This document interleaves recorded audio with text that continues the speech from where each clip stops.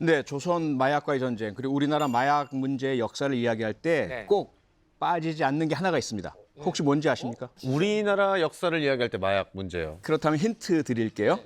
설록화 함께 보실까요? 누워 있는 사람들은 중국 사람들이고 위에 있는 사람들은 조선 사람들, 복장. 조선 사람들. 편을 하는 것 같기도 한데요. 영화에서 아편굴 네. 이런 데 보면은 누워서 이렇게 공방대. 근데 왜 담벼락 밑에서 우리나라 담벼락 밑에 저 사람들이 있을 이유가 있나요? 네, 우리나라에서 아편이 마약으로서 문제가 된 건 바로 청나라 때문입니다. 네, 지금부터 도대체 어떤 일이 있었던 것인지 자세히 알려드리겠습니다. 우리나라에서도 양귀비는 원래부터 나고 자랐습니다. 앞서 이제 이해국 선생님이 말씀해 주셨었죠. 그리고 약으로도 쓰였었고요. 그런데 그 당시에는 아편 중독 문제 그렇게 심각하게 발생하지 않았었거든요. 그 소문이 안 퍼진 거죠.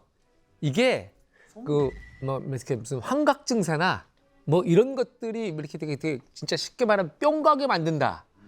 이런 것보다는 아주 소량을 써가지고 그냥 약으로만 써서 약으로만 생각해서 그럴 수 있지 않을까? 네, 아주 유사하긴 한데요.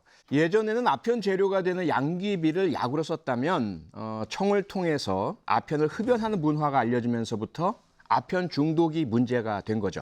조선 말이었던 19세기 후반경에 들어섰을 때 그런 상태였던 청을 바라보던 조선에 이 아편 중독에 대해서 엄청난 경각심을 갖게 된 사건이 발생합니다. 아편 때문에 전쟁이 발생합니다. 소위 말하는 아편 전쟁. 아편 전쟁은 뭐 19세기에 이제 영국과 청나라 사이에 벌어진 전쟁이었는데요. 이게 영국은 청나라한테 이제 차를 수입하고 그 대금으로 은을 이제 지불했습니다. 그런데 이제 점차 많은 양의 차를 수입하기 시작을 하면서 그만큼 많은 은을 이제 청한테 지불하게 되니까 영국 입장에서는 무역에서 계속 손해를 보게 되는 거예요. 생각해도 손해 볼 것 같아요. 차는 기호품인데 이 기호품을 사는 대가로 은을 줬다는 것 자체는 그러니까 청의 입장에서 봤을 때는 이렇게 아편이 이제 많이 퍼지게 되니까 이 문제를 해결하기 위해서 영국 상인들이 이제 창고에 보관하고 있었던 거를 이제 마음대로 청 관리가 폐기 처분을 하죠. 요거 잠깐 이제 야사 하나 말씀드리면 이제 그 중국 그 홍콩 옆에 있는 광저우항에서 이제 이제 아편을 쌓아놓은 거를 바다에 던지고 불질러 버려요. 그때 수많은 광저우 중국 백성들이 울면서 바다에 뛰어들었대. 왜요? 내 아편! 중독자들이 그러니까 저거를 버리냐. 자, 이런 상황을 바로 옆에 있었던 우리 조선이 보고 있었어요. 그러니 어떻겠습니까? 이게 백성들이 아편에 중독되고 나서 일어나는 현상이 얼마나 심각한지를 목도를 했단 말이죠. 게다가 그 당시에 그 심각성을 정말 절감하게 해주는 사진이 있었습니다. 사진 나와 있어요. 네, 직접 한번 보실까요? 저 사진들이 바로 아편 전쟁 전후 그 시기에 이제 그 촬영된 사진들이거든요. 청나라 전역에 저런 아편 굴들이 생겨났었던 것이고요. 이 소식을 조선 조정이 접하게 됩니다. 그래서 당연히 이 큰일 나겠다. 우리도 저렇게 되면 안 되겠구나. 이런 경각심이 발생한 거죠. 근데 사실 이제 아편이 이제 지금 말씀하시는 과정에서 보면은 그냥 막 되게 저렴하게 빨리 이렇게 그 대중화된 것처럼 이제 인식이 되곤 하는데요.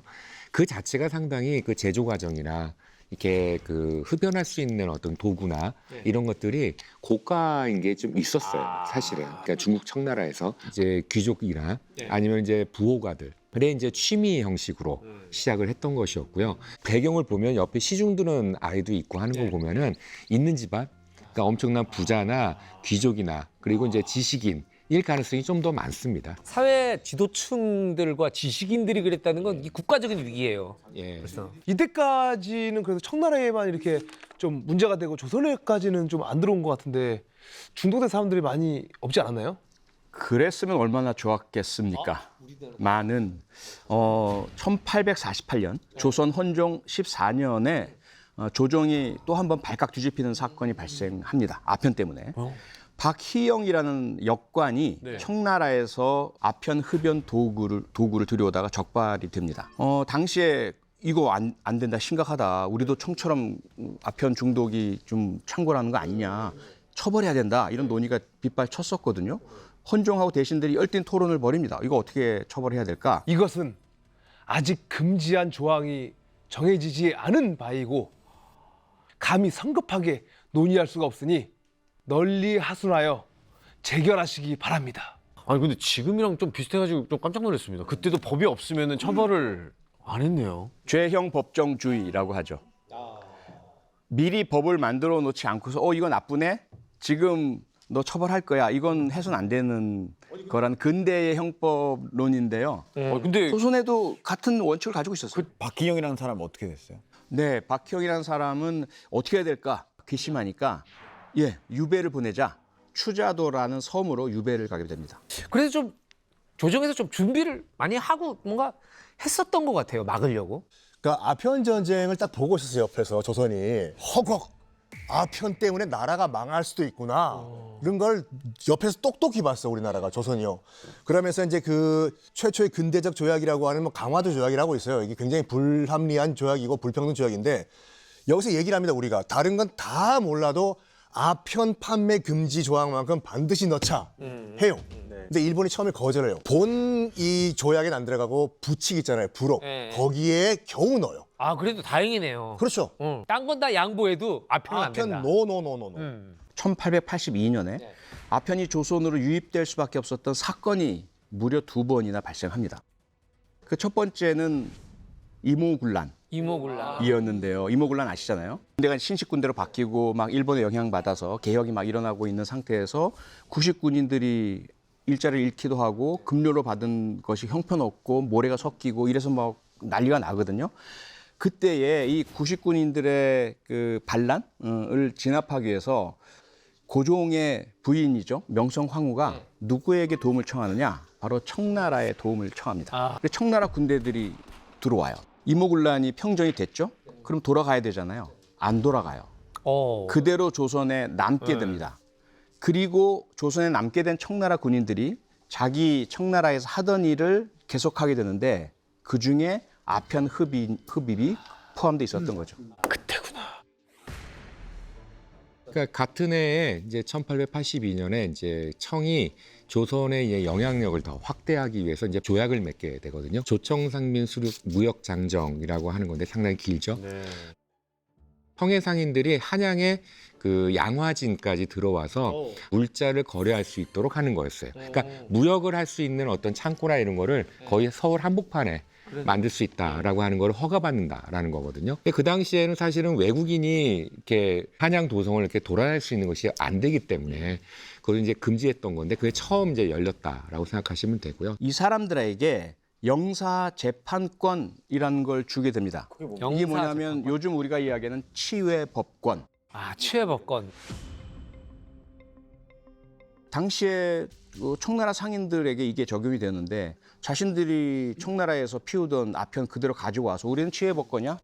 조선 법 통하지 않아? 조선의 순찰 술라 나한테 오지 마 이러면서 마음대로 피우기도 하고요. 이 치외법권을 이용해서 조선 사람들에게도 아편을 권하고 전달하고 판매하고 이렇게 하기 시작합니다. 마약이 시대를 막론하고 한번 이제 물꼬가 터지면은 어떤 권력자도 못 막는 것 같아요. 근데 대체 왜 그런 걸까요? 그 중독이라는 의학적인 문제도 있지만 그 뒤에 도사리고 있는 것은 가장 중요한 핵심적 문제는 돈입니다. 돈. 돈과 마약 빠질 수 없는 이름이 있죠. 마피아 다 들어보셨죠? 사실 마피아는 역사적으로 보면 이 농민들을 지켜주던 침탈 강도 등으로부터 지켜주던 그런 자생적인 자경단 비질란티 조직이었는데 정부가 이제 합법적인 질서 유지를 하기 시작하면서 없어져야 되잖아요. 근데 없어질 수가 없어 조직의 생리상 계속 존속을 하게 되면서 범죄 활동을 하기 시작한 거예요. 처음에는 뭐 금지된 술의 유통이라든지 마약이 돈이 된다는 것을 알기 시작하면서 원래 마피아의 탄생과 완전히 반대되는 거죠. 시민들과 지역사회를 파괴시키는 마약의 밀매, 밀거래에 관여하기 시작을 합니다. 그래서 결국은 이런 막강한 조직력과 무력을 가진 마피아가 국제적인 마약에 개입하기 시작하면서 마약 문제가 전세적으로 퍼지게 되죠. 크리스티안 씨, 멕시코도 이 조직과 마약 문제 심각하잖아요. 멕시코도 어떤 경제적인 이유 때문에 그 마약 산업이 성장됐다고 보시면 될 것 같아요. 왜냐면 처음에 멕시코는 마약이 없었어요. 마약 없었는데 중국 사람들이 멕시코 들어오면서 멕시코 땅을 아편 컷을 재배하기 위해서 너무 좋은 땅인 걸 알게 됐어요. 미국에서 2차 세계대전을 터질 때였어요. 그래서 뭘 필요해요? 아편 컷 필요하잖아요. 그래서 중국 사람이 그걸 알고 발기 시작했어요. 멕시코에서 만드는 아편 미국한테 보내고 그랬다가 갑자기 이렇게 필요성이 더 많아진 거야 미국에서. 더 필요한데 더 없어? 없는데 그때 이제 멕시코 사람들은 중국 사람들은 미국한테 아편꽃을 보는데 돈 너무 잘 벌고 있는데 우리도 하면 되잖아. 사실 멕시코가 마약 문제가 심각해진 이유 자체가 지정학적인 이유 때문이죠. 세계 최대 규모의 마약 소비국인 미국을 바로 이웃에 두고 있고요.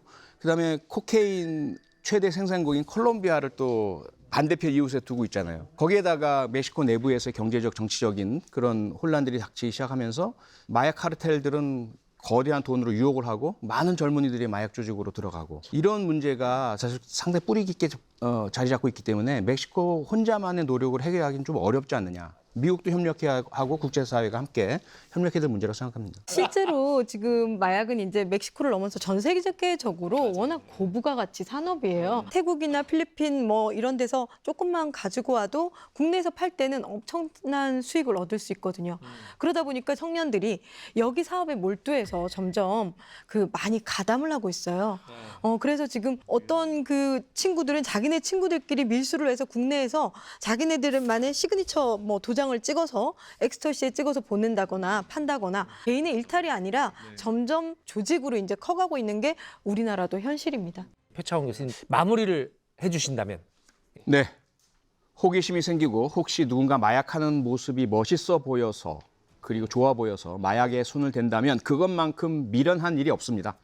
절대로 그 누구를 따라해서도 호기심으로도 건드려서는 안 되는 것, 그것이 바로 마약입니다.